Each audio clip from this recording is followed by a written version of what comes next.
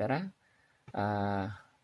Sekarang kita akan belajar tentang pengolahan dan analisis data kesehatan, ya, khususnya tentang uji C-square, ya, atau uji Chi kuadrat.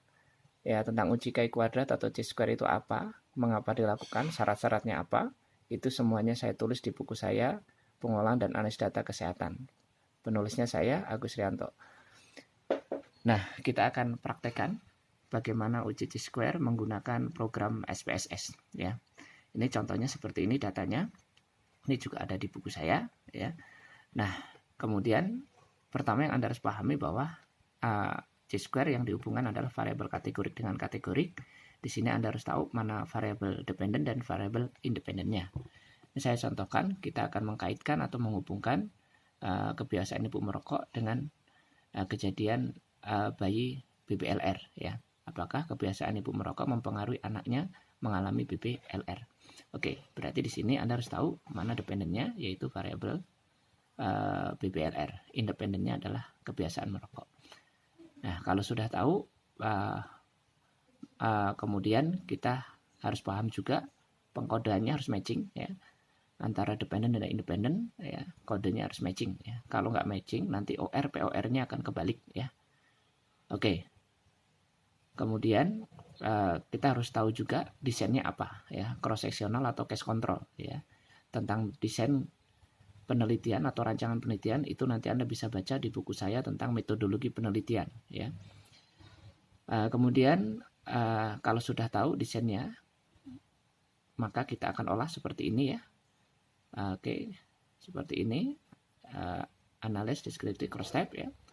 Nah, kemudian ini yang tadi saya bilang kenapa harus tahu dependent independent, ya, karena dependent itu harus di kolom, ya, independent Anda harus tempatkan di baris, yaitu riwayat ibu, kebiasaan ibu merokok, ya. Oke, kalau sudah di sini Anda klik statistik, ya, C-square karena uji C-square, kemudian risk untuk menggunakan OR POR RR-nya, ya, kemudian continue. Nah, di sini Anda klik cell, ya, expected untuk mengeluarkan nilai harapan, ya.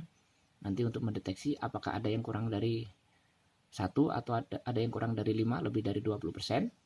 Kemudian di sini Anda harus milih row atau kolom. Ini artinya harus tahu desainnya, ya. Kalau desainnya cross sectional itu dikliknya row, ya. Kalau case control atau kasus kontrol kolom. Nah, itu makanya pada saat Anda menganalisis ini C-square, Anda harus benar-benar tahu desain penelitian untuk penelitian survei, ya. Oke, nah kalau sudah seperti ini saya contohkan row aja. Kalau sudah continue, oke, seperti ini hasilnya. Nah, ini hasilnya juga ada di buku saya. Anda harus menentukan, ya, mana p-value-nya, ya. Oke, ini tabelnya 2x2, ya. Nah,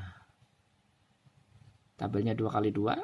Nah, ini di selnya tulisannya kurang dari 25%, maka p-value-nya yang ini, continuity correction 0,003, ya. Berarti ini kurang dari alpha 5%, maka H0 ditolak, artinya ada hubungan yang signifikan antara kebiasaan ibu merokok dengan kejadian BBLR, ya.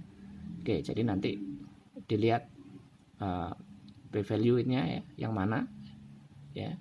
Kalau di sini lebih dari 20%, tabel 2x2, p-value-nya yang bisa eksak. Nah, beda lagi nanti kalau tabelnya tidak 2x2 atau tabel besar, ya, selain 2x2. Nah, nanti beda lagi pada saat menentukan p-value-nya yang mana, ya. Misalnya saya akan mengkaitkan sekarang yang tabelnya bukan 2x2, ya.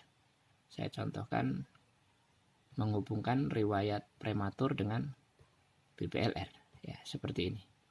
Nah, ini tabelnya bukan 2x2, artinya tabel besar.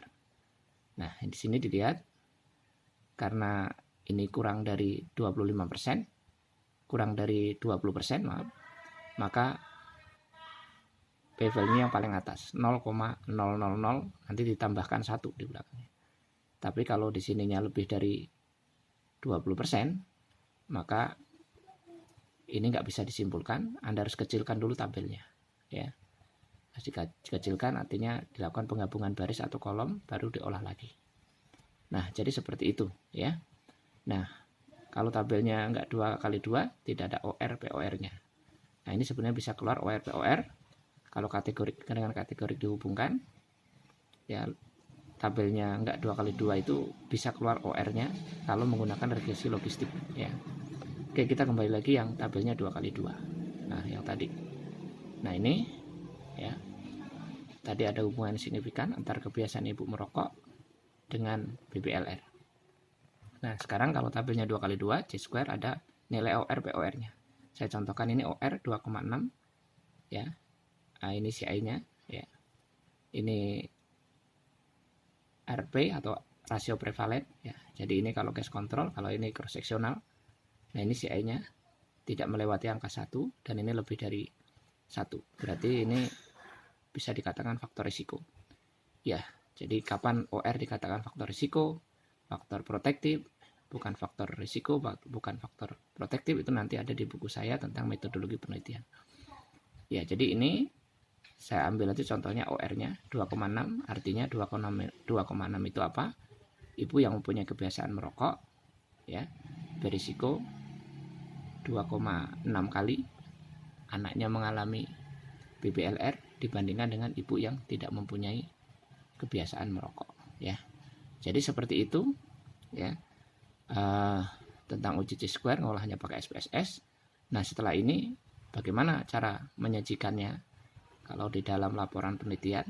Nah, cara penyajian datanya ya itu ada di buku saya Pengolahan dan Analisis Data Kesehatan ya. Jadi ini kalau bicara skripsi nggak boleh di copy paste di laporan penelitian, ini cukup di print ditaruh di lampiran. Oke, mungkin seperti itu. Kalau Anda masih kurang jelas bisa nanya saya, penulis buku Pengolahan dan Analisis Data Kesehatan, Agus Rianto ya. Ada nomor WA saya 0877 2200 5328. Sekian, terima kasih.